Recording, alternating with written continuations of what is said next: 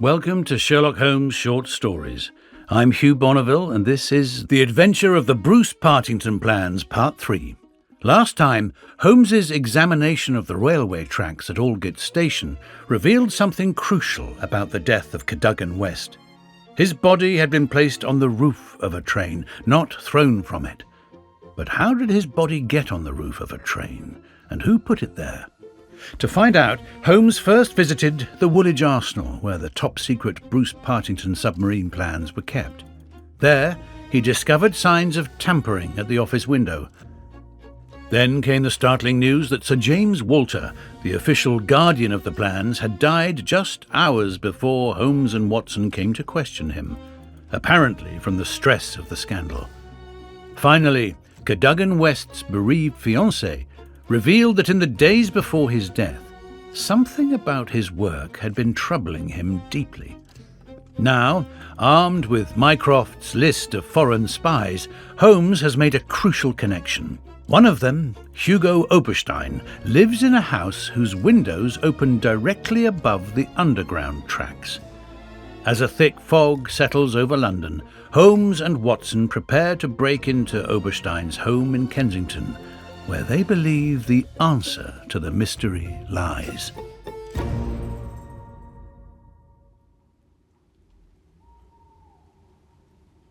Caulfield Gardens was one of those lines of flat-faced pillared and porticoed houses which are so prominent a product of the Middle Victorian epoch in the West End of London. Next door there appeared to be a children's party, for the merry buzz of young voices and the clatter of a piano resounded through the night. The fog still hung about and screened us with its friendly shade. Holmes had lit his lantern and flashed it upon the massive door. "This is a serious proposition," said he. "It is certainly bolted as well as locked. We would do better in the area. There is an excellent archway down yonder in case a too zealous policeman should intrude. Give me a hand, Watson, and I'll do the same for you." A minute later, we were both in the area. Hardly had we reached the dark shadows before the step of the policeman was heard in the fog above. As its soft rhythm died away, Holmes set to work upon the lower door. I saw him stoop and strain until, with a sharp crash, it flew open. We sprang through into the dark passage, closing the area door behind us. Holmes led the way up the curving, uncarpeted stair. His little fan of yellow light shone upon a low window. "Here we are, Watson. This must be the one." He threw it open, and as he did so there was a low, harsh murmur, growing steadily into a loud roar as a train dashed past us in the darkness. Holmes swept his light along the windowsill. It was thickly coated with soot from the passing engines, but the black surface was blurred and rubbed in places. "You can see where they rested the body. Halloa, Watson, what's this? There can be no doubt that it is a blood mark." He was pointing to faint discolorations along the woodwork of the window. "Here it is on the stone of the stair also. The demonstration is complete. Let us stay here until a train stops." We had not long to wait. The very next train roared from the tunnel as before, but slowed in the open, and then, with a creaking of brakes, pulled up immediately beneath us. It was not 4 feet from the window ledge to the roof of the carriages. Holmes softly closed the window. "So far we are justified," said he. "What do you think of it, Watson?" "A masterpiece. You have never risen to a greater height." "I cannot agree with you there. From the moment that I conceived the idea of the body being upon the roof, which surely was not a very abstruse one, all the rest was inevitable. If it were not for the grave interests involved, the affair up to this point would be insignificant. Our difficulties are still before us. But perhaps we may find something here which may help us." We had ascended the kitchen stair and entered the suite of rooms upon the first floor. One was a dining room, severely furnished and containing nothing of interest. A second was a bedroom, which also drew blank. The remaining room appeared more promising, and my companion settled down to a systematic examination. It was littered with books and papers, and was evidently used as a study. Swiftly and methodically, Holmes turned over the contents of drawer after drawer and cupboard after cupboard, but no gleam of success came to brighten his austere face. At the end of an hour he was no further than when he started. "The cunning dog has covered his tracks," said he. "He has left nothing to incriminate him. His dangerous correspondence has been destroyed or removed. This is our last chance." It was a small tin cash box which stood upon the writing desk. Holmes pried it open with his chisel. Several rolls of paper were within, covered with figures and calculations, without any note to show to what they referred. The recurring words water pressure and pressure to the square inch suggested some possible relation to a submarine. Holmes tossed them all impatiently aside. There only remained an envelope with some small newspaper slips inside it. He shook them out on the table, and at once I saw by his eager face that his hopes had been raised. "What's this, Watson, eh? What's this? Record of a series of messages in the advertisements of a paper. Daily Telegraph agony column by the print and paper. Right-hand top corner of a page. No dates, but messages arrange themselves. This must be the first. Hoped to hear sooner. Terms agreed to. Write fully to address given on card. Pierrot." Next comes, "Too complex for description. Must have full report. Stuff awaits you when goods delivered. Pierrot." Then comes, "Matter presses. Must withdraw offer unless contract completed. Make appointment by letter. Will confirm by advertisement. Pierrot."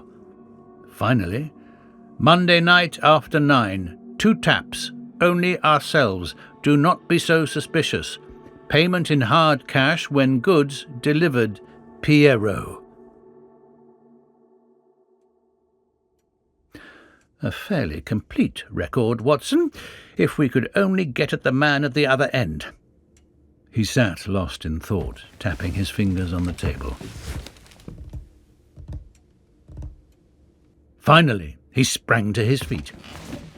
"Well, perhaps it won't be so difficult after all. There is nothing more to be done here, Watson. I think we might drive round to the offices of the Daily Telegraph and so bring a good day's work to a conclusion."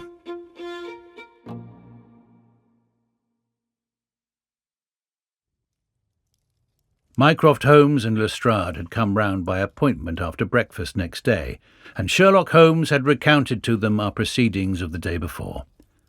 The professional shook his head over our confessed burglary. "No, we can't do these things in the force, Mr. Holmes," said he. "No wonder you get results that are beyond us. But one of these days you'll go too far, and you'll find yourself and your friend in trouble. For England, home and beauty, eh, Watson? Martyrs on the altar of our country. But what do you think of it, Mycroft?" "Excellent, Sherlock, admirable. But what use will you make of it?" Holmes picked up the Daily Telegraph which lay upon the table. "Have you seen Pierrot's advertisement today?" "What? Another one?" "Yes, here it is. Tonight, same hour, same place. 2 taps, most vitally important. Your own safety at stake. Pierrot." "By George," cried Lestrade. "If he answers that, we've got him." "That was my idea when I put it in. I think if you could both make it convenient to come with us about 8 o'clock to Caulfield Gardens, we might possibly get a little nearer to a solution." One of the most remarkable characteristics of Sherlock Holmes was his power of throwing his brain out of action and switching all his thoughts onto lighter things whenever he had convinced himself that he could no longer work to advantage. I remember that during the whole of that memorable day he lost himself in a monograph which he had undertaken upon the polyphonic motets of Lassus. For my own part, I had none of this power of detachment, and the day, in consequence, appeared to be interminable. The great national importance of the issue, the suspense in high quarters, the direct nature of the experiment which we were trying, all combined to work upon my nerve. It was a relief to me when, at last, after a light dinner, we set out upon our expedition. Lestrade and Mycroft met us by appointment at the outside of Gloucester Road Station. The area door of Oberstein's house had been left open the night before, and it was necessary for me, as Mycroft Holmes absolutely and indignantly declined to climb the railings, to pass in and open the hall door. By 9 o'clock we were all seated in the study, waiting patiently for our man.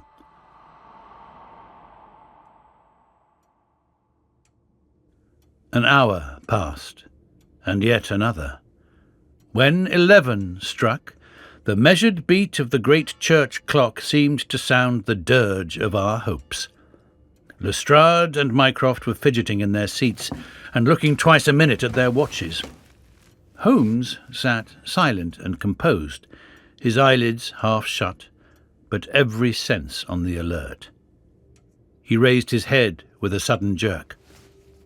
"He is coming," said he. There had been a furtive step past the door. Now it returned. We heard a shuffling sound outside, and then 2 sharp taps with the knocker.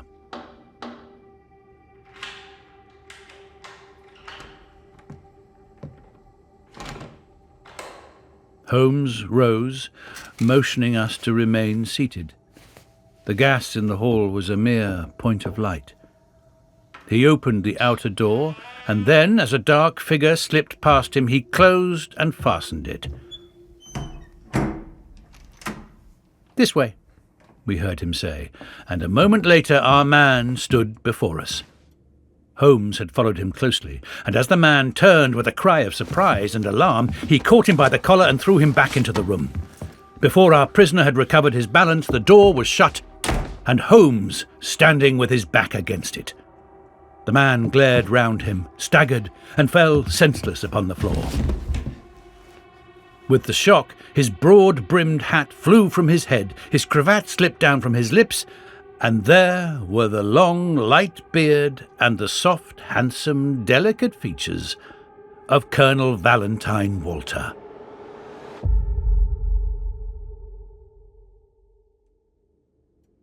Holmes gave a whistle of surprise. "You can write me down an ass this time, Watson," said he. "This was not the bird that I was looking for." "Who is he?" asked Mycroft eagerly. "The younger brother of the late Sir James Walter, the head of the submarine department. Yes, I see the fall of the cards. He is coming too. I think that you had best leave his examination to me." We had carried the prostrate body to the sofa. Now our prisoner sat up, looked round him with a horror-stricken face, and passed his hand over his forehead, like one who cannot believe his own senses. "What is this?" he asked. "I came here to visit Mr. Oberstein." "Everything is known, Colonel Walter," said Holmes. "How an English gentleman could behave in such a manner is beyond my comprehension. But your whole correspondence and relations with Oberstein are within our knowledge. So also are the circumstances connected with the death of young Cadogan West. Let me advise you to gain at least the small credit for repentance and confession, since there are still some details which we can only learn from your lips." The man groaned and sank his face in his hands. We waited, but he was silent. "I can assure you," said Holmes, "that every essential is already known. We know that you were pressed for money, that you took an impress of the keys which your brother held, and that you entered into a correspondence with Oberstein, who answered your letters through the advertisement columns of the Daily Telegraph. We are aware that you went down to the office in the fog on Monday night, but that you were seen and followed by young Cadogan West, who had probably some previous reason to suspect you. He saw your theft, but could not give the alarm, as it was just possible that you were taking the papers to your brother in London. Leaving all his private concerns, like the good citizen that he was, he followed you closely in the fog and kept at your heels until you reached this very house. There he intervened. And then it was, Colonel Walter, that to treason you added the more terrible crime of murder."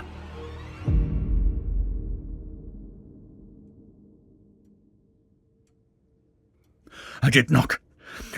Before God, I swear that I did not," cried our wretched prisoner. "Tell us, then, how Cadogan West met his end before you laid him upon the roof of a railway carriage." "I will. I swear to you that I will. I did the rest. I confess it. It was just as you say. A stock exchange debt had to be paid. I needed the money badly. Oberstein offered me 5,000. It was to save myself from ruin. But as to murder, I am as innocent as you." "What happened then?" "He had his suspicions before, and he followed me as you describe.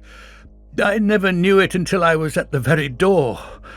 It was thick fog, and one could not see 3 yards.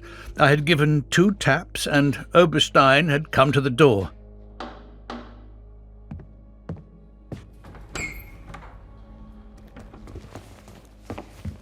The young man rushed up and demanded to know what we were about to do with the papers. Oberstein had a short, heavy truncheon. He always carried it with him. As West forced his way after us into the house, Oberstein struck him on the head. The blow was a fatal one. He was dead within 5 minutes. There he lay in the hall, and we were at our wits' end what to do. Then Oberstein had this idea about the trains which halted under his back window. But first he examined the papers which I had brought. He said that 3 of them were essential, and that he must keep them. "You cannot keep them," said I. "There will be a dreadful row at Woolwich if they are not returned." "I must keep them," said he, "for they are so technical that it is impossible in the time to make copies." "Then they must all go back together tonight," said I. He thought for a little, and then he cried out that he had it. "3 I will keep," said he. "The others we will stuff into the pocket of this young man. When he is found, the whole business will assuredly be put to his account." I could see no other way out of it, so we did as he suggested. We waited half an hour at the window before a train stopped. It was so thick that nothing could be seen, and we had no difficulty in lowering West's body onto the train. That was the end of the matter so far as I was concerned. "And your brother?" He said nothing. But he had caught me once with his keys, and I think that he suspected. I read in his eyes that he suspected. As you know, he never held up his head again.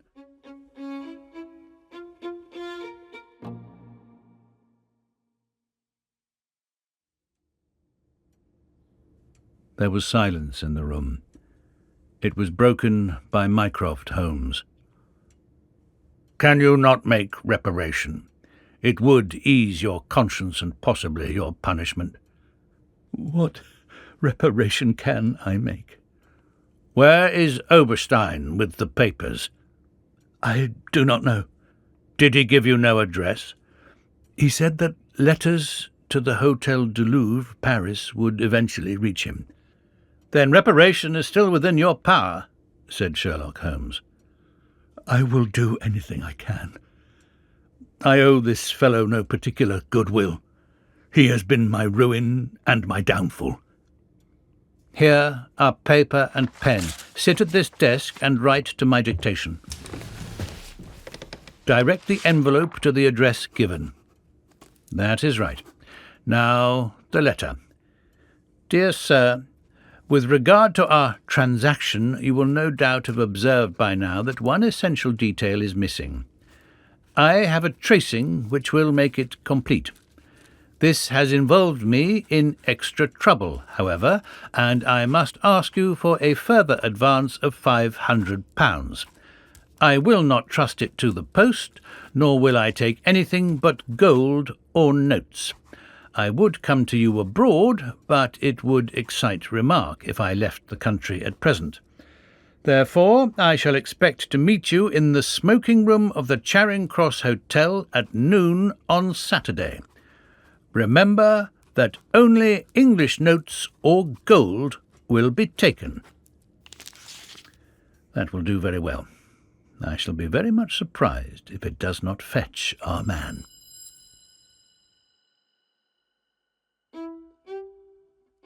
And it did. It is a matter of history, that secret history of a nation which is often so much more intimate and interesting than its public chronicles, that Oberstein, eager to complete the coup of his lifetime, came to the lure and was safely engulfed for 15 years in a British prison. In his trunk were found the invaluable Bruce-Partington plans, which he had put up for auction in all the naval centres of Europe. Colonel Walter died in prison towards the end of the second year of his sentence. As to Holmes, he returned refreshed to his monograph upon the polyphonic motets of Lassus, which has since been printed for private circulation, and is said by experts to be the last word upon the subject.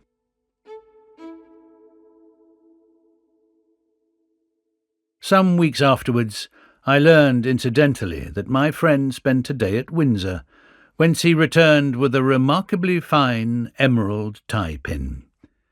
When I asked him if he had bought it, he answered that it was a present from a certain gracious lady, in whose interests he had once been fortunate enough to carry out a small commission. He said no more, but I fancy that I could guess that lady's august name, and I have little doubt that the emerald pin will forever recall to my friend's memory the adventure of the Bruce-Partington plans.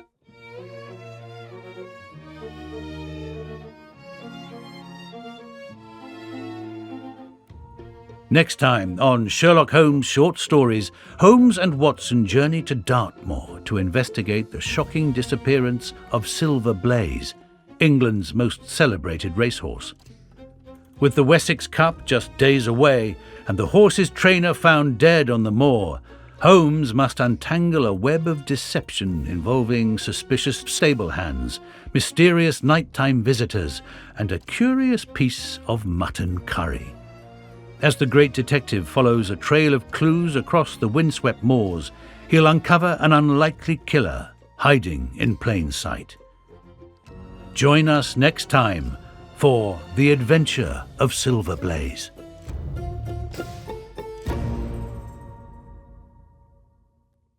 Can't wait a week until the next episode? Well, listen to it right away by subscribing to Noiser Plus. Head to www.noiser.com/subscriptions for more information, or click the link in the episode description.